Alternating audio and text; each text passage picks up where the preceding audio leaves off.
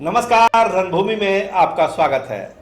आज हम चलेंगे वाल्मीकि नगर के रणभूमि में। देखिए, वहाँ लोकसभा का उपचुनाव होना है। वहाँ के जो सांसद थे बैद्यनाथ महतो, उनका दुखद निधन हो गया और जिसके वजह से ये सीट खाली हुई है। पहले चुनाव होने की संभावना थी, लेकिन अब ये क्लियर हो गया कि जो विधानसभा चुनाव बिहार में होने हैं उसी के साथ वाल्मीकि नगर का भी उपचुनाव हो जाएगा। तो 2019 में जो चुनाव हुआ वाल्मीकि नगर में, उसमें जनता दल यूनाइटेड के टिकट से बैद्यनाथ महतो भारी बहुमत से लगभग 4-4.25 लाख वोटों के अंतर से वो जीते थे और उन्होंने हराया था कांग्रेस के शाश्वत केदार पांडे को। तो ये एक तरफा लड़ाई थी और वहाँ पर जनता दल यूनाइटेड ने बड़ी बुलंदी से वो सीट जीत ली। लेकिन बैद्यनाथ महतो के निधन के बाद अब जो है ये सीट खाली हुई है, अब वहाँ पे चुनाव होना है। तो आइए हम जानने और समझने की कोशिश करते हैं कि वाल्मीकि नगर के रणभूमि में आज की तारीख में हो क्या रहा है। देखिए, बहुत सारे उम्मीदवार जो हैं इस बार चाह रहे हैं कि वाल्मीकि नगर की रणभूमि में उतरे, जिसमें सबसे बड़ा नाम बैद्यनाथ महतो के पुत्र जो हैं उनका है, सुनील कुशवाहा जी का। और पूरी उम्मीद है कि सुनील कुशवाहा ही वहाँ जदयू के उम्मीदवार हो सकते हैं।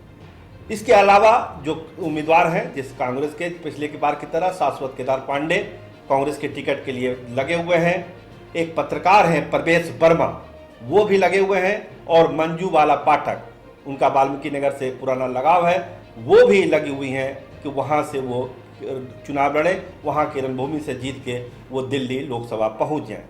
तो ये कुछ नाम हैं उस इलाके के जो वहाँ पे चुनाव लड़ना चाह रहे हैं अलग अलग पार्टियों से। देखिए, वहाँ बसपा भी चुनाव लड़ी थी पिछली बार, बसपा को वहाँ पर 65,000 सीट आई थी। दीपक यादव वहाँ के उम्मीदवार थे, तो बसपा भी वहाँ की रणभूमि में मौजूद है। और एक बात और वहाँ पर गौर करने वाली बात है कि 34,000 वोट वाल्मीकि नगर में नोटा में पड़ गए थे।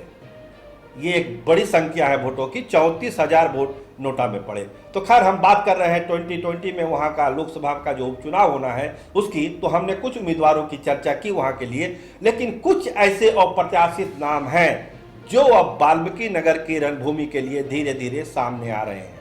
तो वो नाम कौन कौन से हैं? देखिए, उसमें पहला जो अप्रत्याशित नाम है वो रंजीता रंजन का है, जो कांग्रेस के टिकट पर वाल्मीकि नगर से चुनाव लड़ना चाहती हैं। उनकी अंदर अंदर पूरी तैयारी है। कांग्रेस का जो उनका नेटवर्क है दिल्ली से पटना तक, उस नेटवर्क पर वो अपना प्रभाव उनका है और वो चाहती हैं कि कांग्रेस के टिकट पर उनको वाल्मीकि नगर बाई इलेक्शन में उतार दिया जाए। दूसरा चौंकाने वाला नाम जो सामने आ रहा है वो गुप्तेश्वर पांडे का है। अभी उन्होंने बीआरएस लिया है 1-2 दिन पहले, और ये चर्चा है कि हो ना हो वहां से गुप्तेश्वर पांडे को उतारा जा सकता है। तीसरा जो चौंकाने वाला नाम है वो है उपेंद्र कुशवाहा का।